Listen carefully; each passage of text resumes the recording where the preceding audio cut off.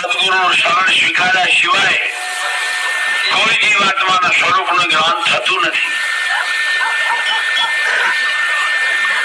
સદગુરુનું શરણ સ્વીકારે, સદગુરુની કરુણા થાય. આ જ્ઞાન કરુણા પાત્ર છે, પ્રયત્ન પ્રાપ્ત નથી. પ્રયત્નથી પ્રાપ્ત ના થાય. ગમે તેટલા બુદ્ધિશાળી હોય અને પ્રયત્નથી જો આ જ્ઞાન પ્રાપ્ત કરવા જાય તો ના મળે. કેમ કે આ જ્ઞાન બુદ્ધિના પાર છે, ચિત્તના પાર છે, મનના પાર છે, વાણીના અને અહંકારના, પંચ કર્મ ઇન્દ્રિયના, વાણી પગ ચરણ ગુદા અને લિંગ આ પંચ કર્મ ઇન્દ્રિય છે. અને પાંચ જ્ઞાન ઇન્દ્રિય, શબ્દ સ્પર્શ રૂપ રસ અને ગંધ આ પાંચ જ્ઞાન ઇન્દ્રિય છે. એટલે પાંચ જ્ઞાન ઇન્દ્રિય, પાંચ કર્મ ઇન્દ્રિય અને પંચભૂત એટલે જળ પૃથ્વી તેજ આકાશ ને અને પંચકોશ અન્નમય પ્રાણમય મનોમય જ્ઞાનમય વિજ્ઞાનમય આનંદમય અને પંચ પ્રાણ પાન અપાન વ્યાન સમાન ઉદાન આ બધાથી આત્મા પાર છે. આત્મા જ આખા શરીરના ઇન્દ્રિયોને અવયવને બધાને સપોર્ટ આપે છે. આત્મા ના હોય તો શરીર તો જળ છે, એ કઈ કરી શકે નહીં. અને જેટલી ક્રિયા થાય એ બધી શરીરમાં થાય, કર્મ થાય બધા શરીરમાં થાય, સારો અથવા નરસો. પણ કરતા ભાવે કરેલો કર્મ ભોગતા ભાવે ભોગવવો પડે. તમે કર્મ હું કરું છું ભાવ લાવો છો,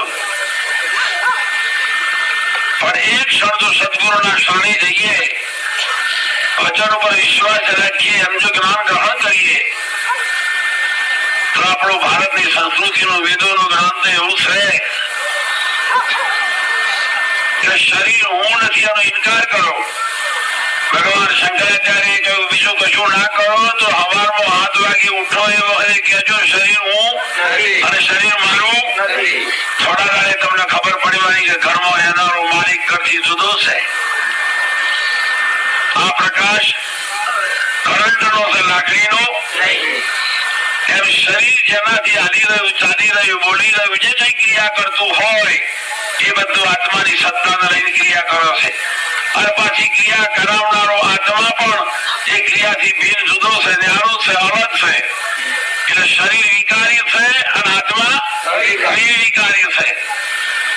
શરીર આકારવાળું છે, આત્મા નિરાકાર છે. શરીરનું અંતઃકરણ છે, એના અંદર સત્વગુણ, રજોગુણ, તમોગુણ આવા 3 ભાવ પડ્યા છે. આત્મા એકડો છે અને શરીર બગડું છે, બગડું. અને એ પછી શરીર મેળું કહેવાય. આત્મા કેવું કહેવાય? એકડો. અરે એકડા બનાનો